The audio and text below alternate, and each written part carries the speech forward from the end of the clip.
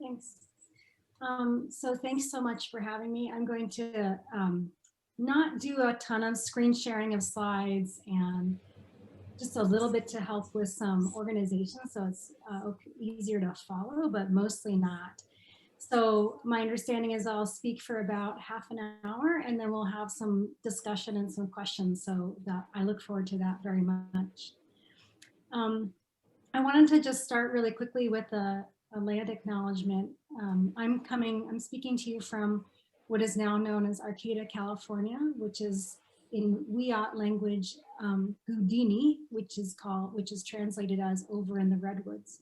It's really far northern California, about an hour and a half or so south of the Oregon border, about 6 hours north of what you might think of as Northern California, the Bay Area. And this is the land of the Wiyot people. We're also around all of the Klamath peoples, the Karuk, the Hupa. There are several other tribes in this area, and it's a very active tribal community that's here, multiple tribal communities that are here. And I'm reminded by my colleague, Kutcha Baldy, that a land acknowledgement without action is really just window dressing or maybe a performance of allyship. And she always argues that we should personalize our acknowledgements by asking, what does this commit me to? So what does knowing that I am in Wiyot territory commit me to doing? I've become much more committed to understanding decolonization, which starts with learning more about the indigenous peoples on the land where I am. In my teaching, I teach about colonization as the origin of our current experience of climate disruption, rather than just industrialization or capitalism. I seek to stand with tribal sovereignty in times when the climate movement actually works against indigenous interests. And so in this area, just this last year, for example, we had a wind project that wanted to go up on sacred land, a wind farm. And that was exactly the kind of example where folks who want to do alternative energy that's not coal, oftentimes can come up against indigenous sovereignty. And the climate movement in my community was really torn about this. One thread that's in my book, A Field Guide to Climate Anxiety, is resisting the white supremacist aspects of the climate movement, which is really what my first book was about, The Ecological Other, and to lift up the ways that social justice movements are calling on the climate movement to change. I also try to hold mainstream environmentalism accountable for its own racist legacies and habits. Another aspect of my book about anti-racism that I grapple with in the book is attending to how climate anxiety is experienced differently depending on one's positionality.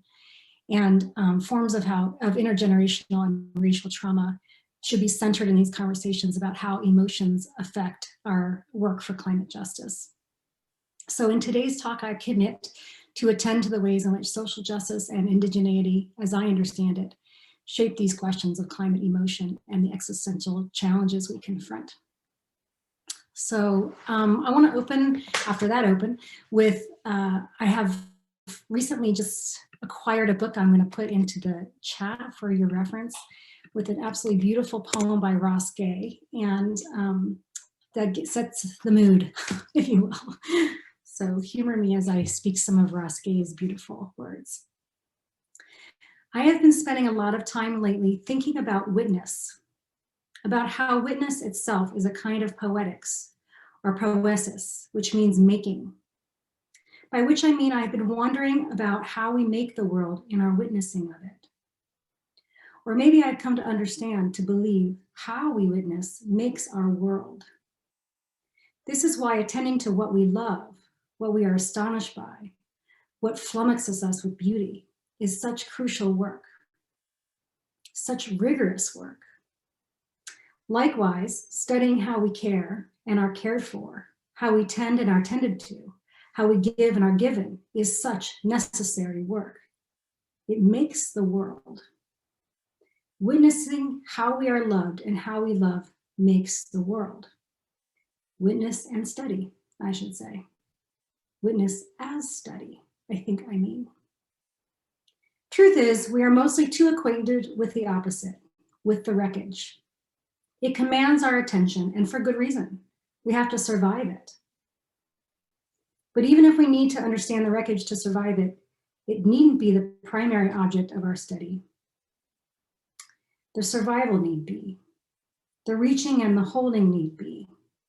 The here, have this need be.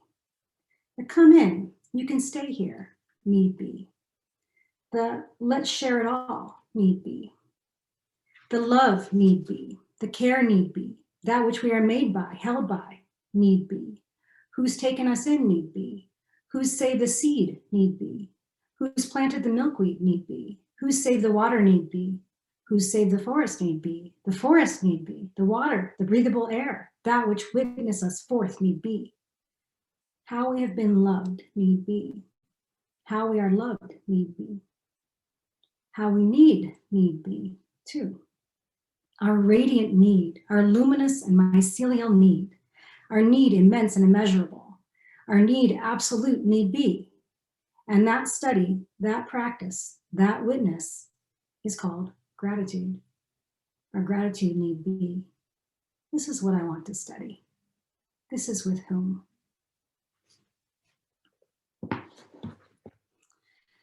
So I hope I got you in the mood. That's all I have to say. No, just kidding. So with that. So today, as is promised in the description of this talk, I'm going to describe a little bit about this book I've written called A Field Guide to Climate Anxiety, or How to Keep Your Cool on a Warming Planet. A little bit about maybe why I wrote that and what I hope this does for what the book will do for folks, and why I'm committed to continuing to talk about it and showing up in spaces like this to share those ideas. I also want to talk about some of the traps that we get into that make us feel powerless and despairing, and some of the strategies we might use to make sure that we don't fall into those traps and continue to engage in climate work, especially in climate justice work, as I mentioned at the top with my commitments. So a little bit about my story. One of the things that happened to me when I was, I got a PhD in environmental studies. I went off to teach environmental studies, and for the first, 5 or 6 years of teaching it, it was all sort of very much like I expected in my PhD.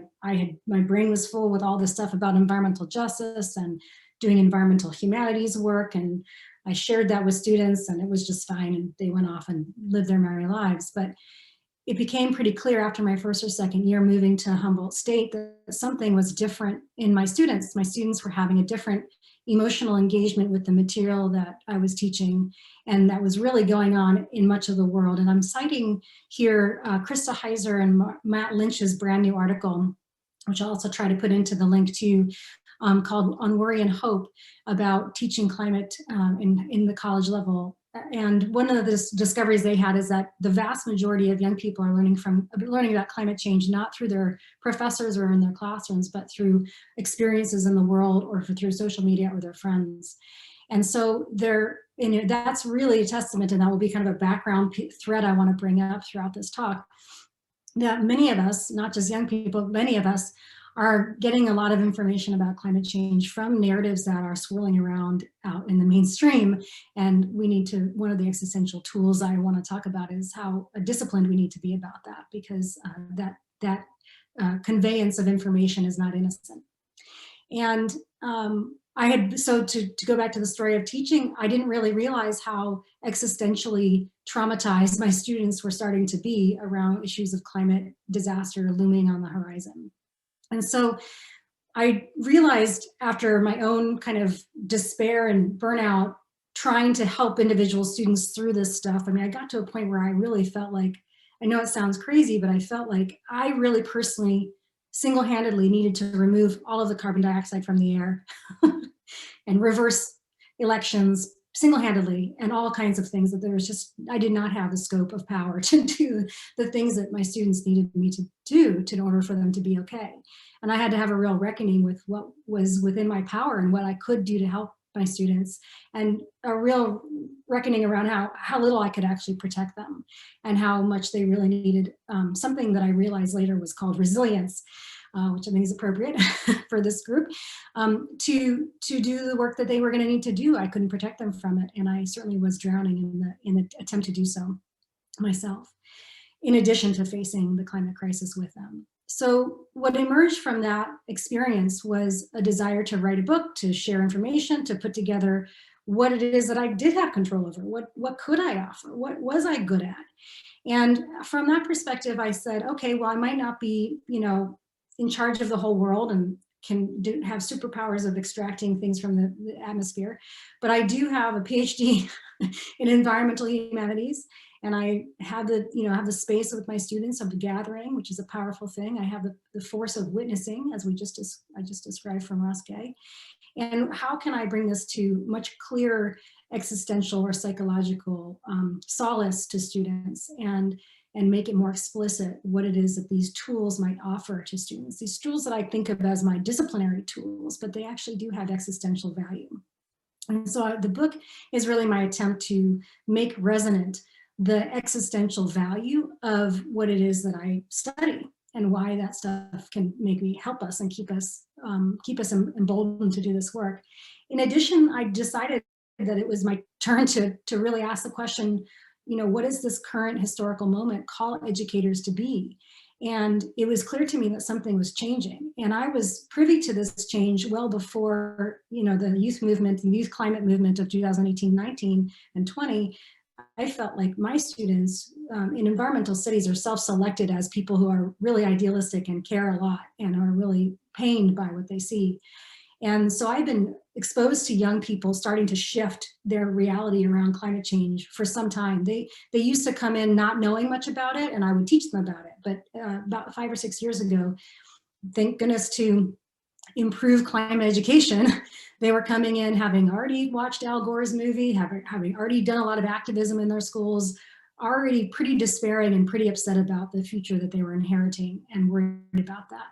And this really came to a head for me when I asked my students to do a visualization exercise where I sat down and I asked them to think for about 10 minutes about imagining themselves in the future, 20 or 30 years from now, when a young person comes up to them and thanks them for something that they've done in the past to bring about this wonderful world that we're all living in now. And I asked them to feel it, to smell it, to what does it look like? What does it smell like?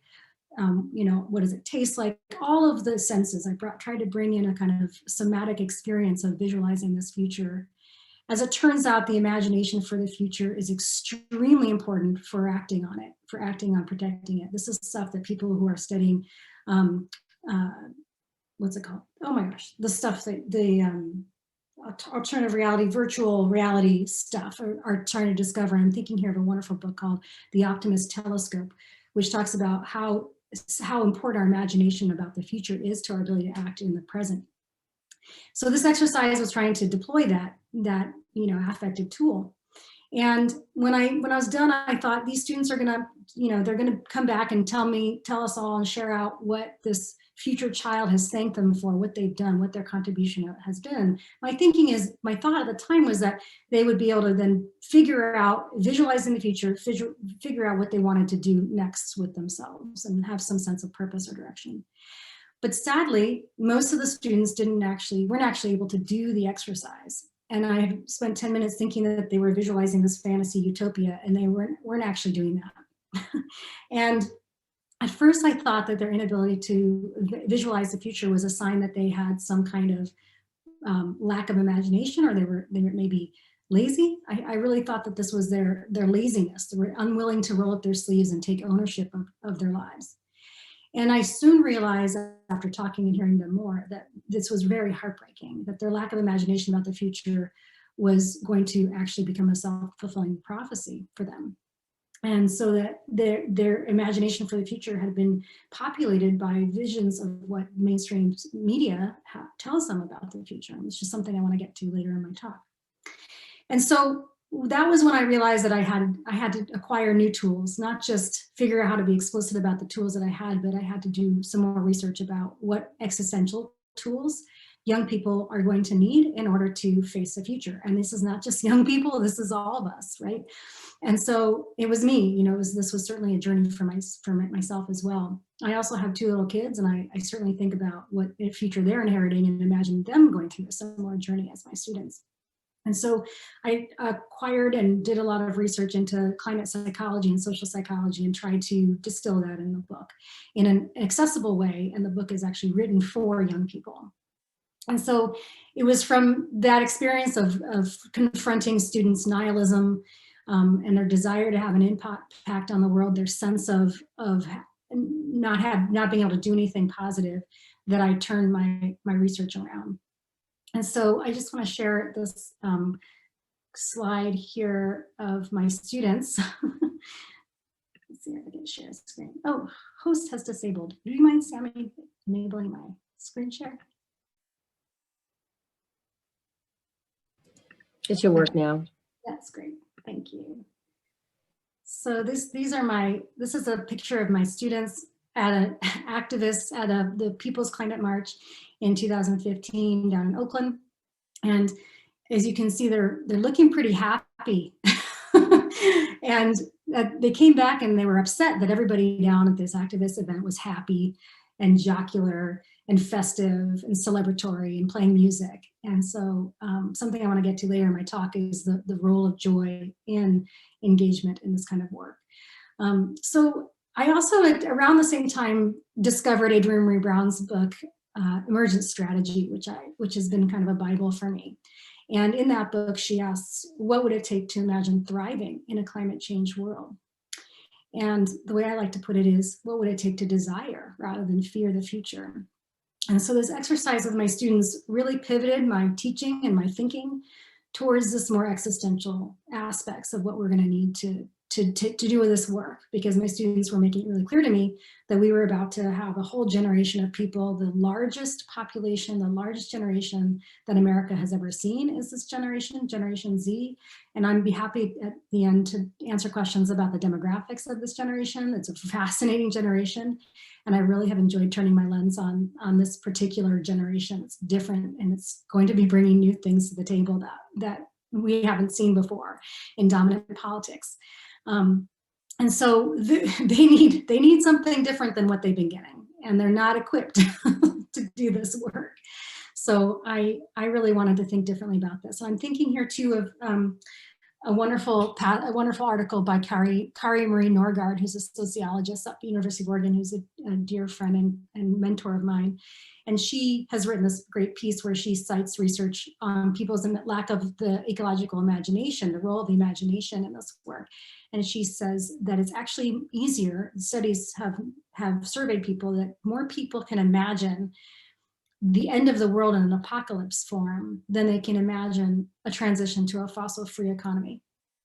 And so this lack of imagination, as we remember from Ursula Le Guin and others, the fact that we can't imagine, change of the feudal system or the end of slavery doesn't mean that these things haven't actually happened. And so I think that this early part of my talk is really about the shock I had about the lack of how important the imagination was and how important desire for your future is to engaging in this work.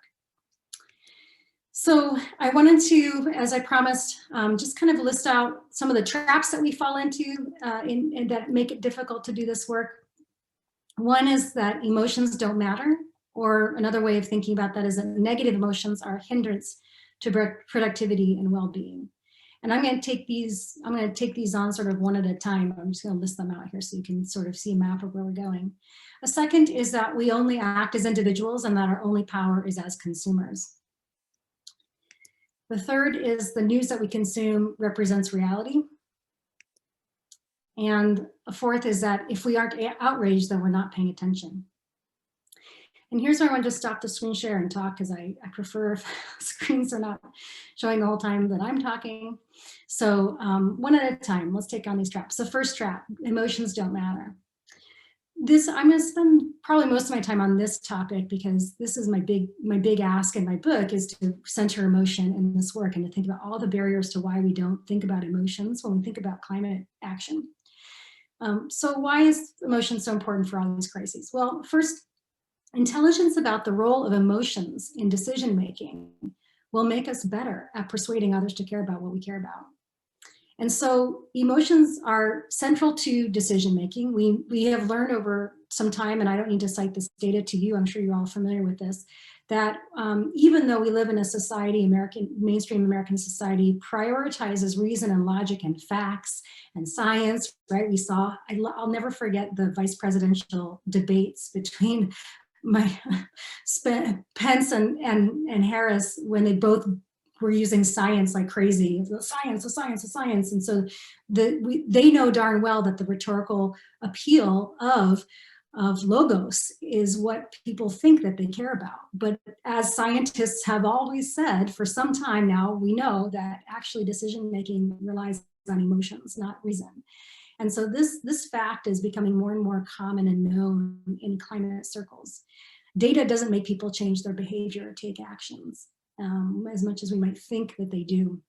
And I'm thinking here about Kari Norgaard's work in her fantastic book called Living in Denial, Climate Change, Emotions in Everyday Life, in which she talks about the information deficit disorder and how many people think that information deficit myth, excuse me, many people think that if we just give people more information, they will start to act in the right way. And it turns out that's not really true. And so another example of how emotions are so important to decision making, just a poignant illustrative example is something that I've studied in a book called Numbers and Nerves. And this is work by Paul Slovic and some of his colleagues on the pseudo-inefficacy effect. And the pseudo-inefficacy effect is basically an extrapolation of the child in the pond scenario that social psychologists have talked about, in which most people, if they walk by a child drowning in a pond, are very likely to try to rescue the child drowning in a pond. But if they see a second child drowning in a pond just a little bit beyond the first child drowning in a pond, they're actually less likely to even try to help either one of the children drowning in the pond. And the implications of this are that if we feel that we can't have an effect, we're not likely to actually try. Or another way of putting it is to say that the negative feelings of not being able to solve the larger problem to address both children drowning in the pond outweigh the positive we might feel for saving the one child. This has huge implications, and many of you may be familiar with this notion that statistics and numbers and the scale of a problem has huge effects psychologically on whether or not we engage in a problem. And this is really, really important for climate change, right? Because climate change, as we all know I feel this way, is daunting. We almost have this kind of sublime terror and awe experience when we think about climate change. It's a global problem. It has implications and is connected to so many other problems. The sheer scale of it makes us feel like we can't do anything about it. And this is something I spent a significant amount of time on in the book trying to tackle. This, what I call the apathy trap. Which is a question of scale. And the notion of the pseudo-inefficacy effect really helps illustrate this. It uses social psychology experiments to say, yes, human beings are less likely to even try if the scale of the problem feels too big. So another thing about emotions that's probably fairly familiar to you is that people come back to do things that make them feel good. We're no more intelligent than our chimp relatives on this front. Environmental messaging is often geared around making yourself feel worse. It taps into archetypes from sort of biblical prelapsarian notions of trying to overcome the original sin of some kind. The notion of deprivation, that we can't consume, we need to consume less, we need to make less impact, we need to actually make ourselves smaller in many ways, has led, as one of my students has written about very powerfully, to even things like eating disorders. This sort of self-erasure that I even see my students walk into the class with already experiencing before they even show up and read the syllabus is painful and is not healthy. So this notion that young people and maybe ourselves are sort of almost diminishing ourselves in order to save the planet is really damaging. I think the environmental message around humanity having a terrible impact has been very effective in many ways, but it also has had some really damaging byproducts that we need to be concerned about. So there's all this, these examples about why emotion is so important to consider in terms of climate action. Another thing about negative emotions not being useful for action is another sort of American American idea that, in our pursuit of happiness, there's really not a lot of cultural space that is open up for thinking about the role of negative emotions in doing positive work. And this is a really unfortunate thing. We fear outrage. We certainly fear, we fear anger. We think that people who have anxiety or depression, there's something wrong with them. And so we medicate them rather than that being indicators of what's wrong with the system. So there's all kinds of stigma attached to negative emotions that really are not effective for effective climate action. So avoidance of pain that we are trained to do by capitalism, we can shop or swipe or otherwise dedicate our attention away from the stuff that gives us pain that really serves capitalism, but it does not serve the planet. The very thing that we're suffering, we are sad by our alienation from the planet, and we are sad by what we see on the horizon, but the very things that capitalism tells us to do to find solace are actually exacerbating those problems. The avoidance creates more harm to the environment. The pain also is a clue about what we should care about and where we can put our energies, but there aren't any lessons or tools in dominant society that tell us how to do that. In fact, we don't even really have any space for grief. And when we think about the fact that the last president in the year or so of experiencing COVID never had a public grieving for what was happening with COVID, is really a testament to the shunning of grief that capitalism really requires in order to sustain itself. But grief is, as some people have said, love having no place to go. So, negative emotions can help us shine light on the things that we love and the things that we fear under threat. And so the trick isn't to avoid grief or negative feelings, because that just dampens our ability to cherish and be nourished by the things that we love. The trick is to turn toward those hard feelings and see what they're telling us to protect. So this shapes one of my favorite Adrienne Maree Brown quotes, where she writes about feeding what you want to grow. Buddhists quote Buddha saying, whatever you think and ponder will become the inclination of the mind. And so this notion of, and this is going to bleed into my comments about the stories that we're consuming, but what it is that we are worried about, our negative feelings, are indications of what we love. And that's where we could really turn our attention. A second trap, I want to turn to the second trap now, that we act as individuals and that our only power is as consumers. And so in my book, I talk about the myth of instrumentalism and the myth of individualism and how damaging they are to the climate movement and to our psychology around the climate movement. There's something called the drop in the bucket imaginary. I mentioned that, the sort of scale problem, that if we think of ourselves as a one drop in the bucket, it's not going to matter. If I don't use this straw right now, it really doesn't matter. My own personal sacrifice, is it worth it? Is it, compared to everybody else, right? So this tragedy of the commons has a psychological effect on us. And I really argue in the book, and I won't go into it right now, but that we really need to get away from that. We need to think differently about the reasons for why we do our actions, not just through instrumentalism. And social movements have known this for some time. Václav Havel and various people have written about the need for a kind of non-instrumentalist hope, that we don't need to, if we need to see evidence of the fact that our actions make a change, then we're not doing it for the right reasons. And so that's something I talk more about in the book. I won't get into right now. And also the notion that we are individuals and that we only have financial power, and that our consumer identity is the scale of our impact, is really the way that capitalism wants us to see our power. And so powerlessness is a learned thing. And this is where I'm really drawing on work like Rebecca Solnit's work on her thinking about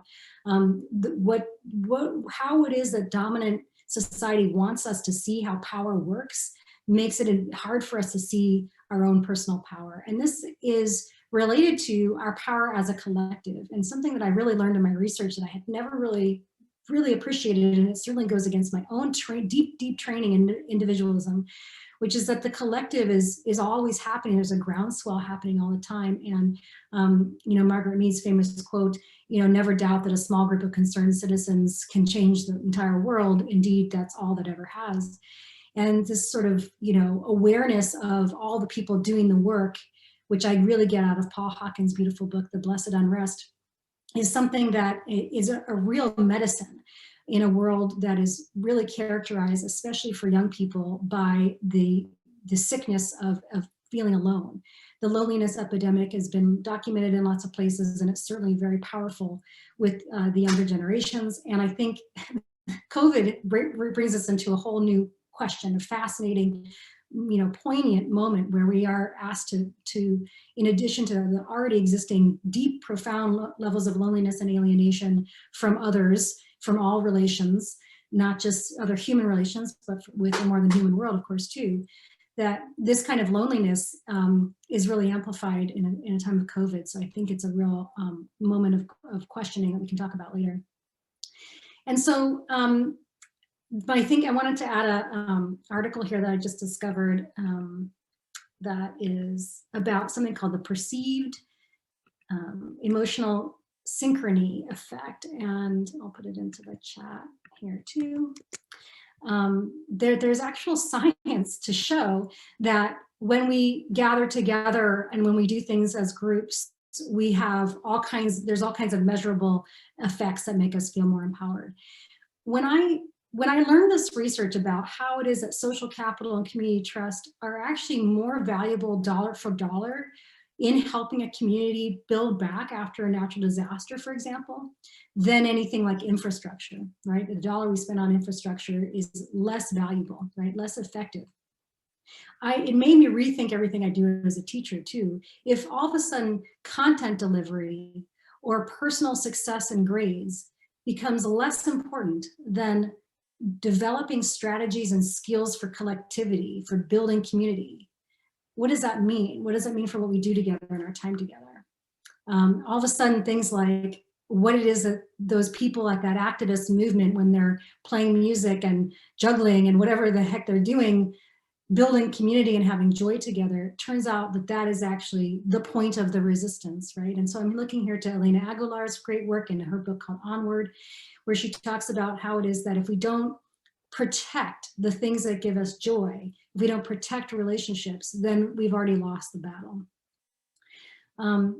So another trap, the third trap I want to talk about is that the news that we consume represents reality. And here's where I want to talk about how the stories that we live in really shape what it is that we're going to do our decision making. So thinking here about Joanna Macy's work, for example, where she talks about the 3 stories of now. And those 3 stories of now are, one is the great unraveling, where everything is unfolding into chaos and despair, which is the dominant mode for climate discourse.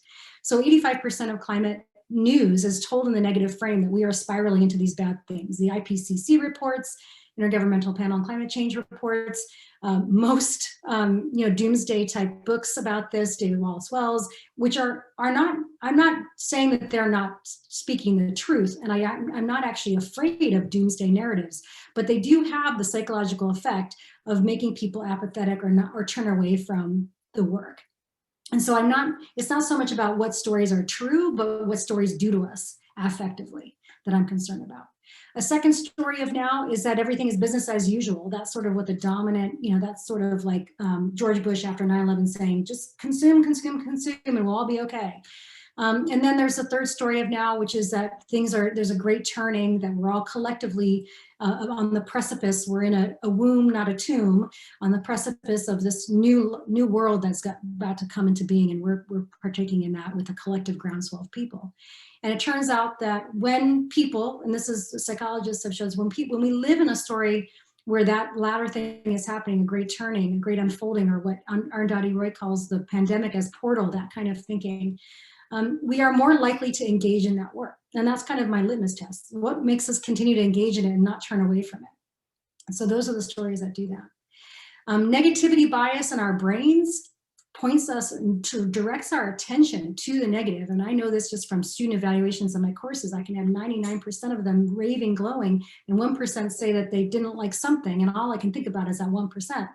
And this is true for all kinds of things, that our reptilian brains want to focus on the threats to keep us surviving. And so we do focus on the negative.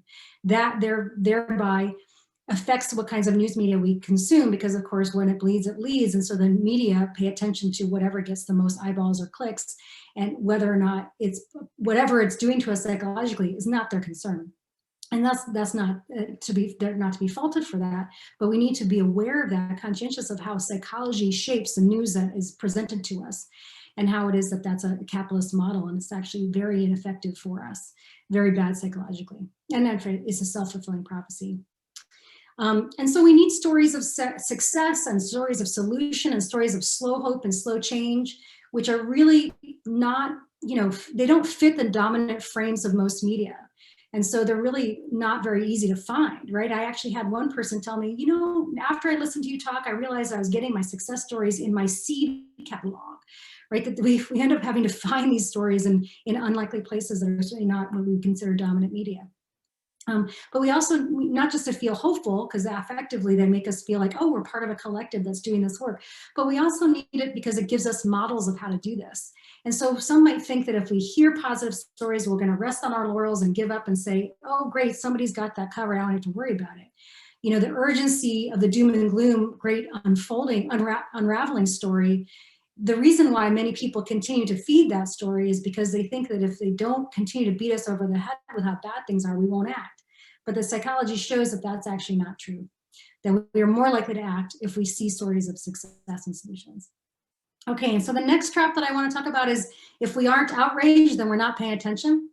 And it's true that anger, grief, depression, and anxiety are very effective feelings, are really good. They are instructions for what's going on for us. They're flags to tell us what we need to be paying attention to. And we need not feel certainly shame about them. But they are also, if we spend too much time in those feelings, as you know, we are very likely to burn out. We have only a certain amount of capacity in our limbic systems to deal with the feeling of being outside of what they call our window of tolerance. Those kinds of hormones and chemicals that chronic stress and chronic depression gives to us are not effective for long-term change. And we oftentimes, I think, feel that if we aren't in that state, then there's something wrong with us. We are somehow not as dedicated as we should be, or not as committed. And what I want us to invite us to do is to take this knowledge about the chemicals of anxiety and the chemicals of fear and anger and apply them to our activism. What does it actually mean to stay in a state of outrage for such a long time? It's true that we want to be paying attention, but we also know that these feelings are about not feeling like we have control over the conditions of our existence and that things are unsafe, or that we're having what Anthony Giddens calls ontological insecurity. This is about being in a part of a story of great decline, and it's true, we are in a story of decline in many ways, but we can choose other stories that we live in too. As one of my Buddhist teachers says, what else is true? Always, what else is true? Not the news I'm consuming, but what else? I would invite the environmental movement to consider how it could become a movement that is not about sacrifice or deprivation or guilt, but rather about desire and abundance, pleasure, humor, and what kinds of resistance we can find in the forms of joy and delight. Thinking here about the civil rights tradition of misery resistance and that sort of thing. And then finally, a final trap is that self-care is indulgent. I think I didn't click enough times to get to this one, but I had a final trap. Self-care is indulgent. Burning out is what my community needs me to do to prove that I care enough. And I would say that that is a myth that is disabling, just as capitalism is disabling. That degrowth must also be accompanied by deceleration, a deceleration model of work.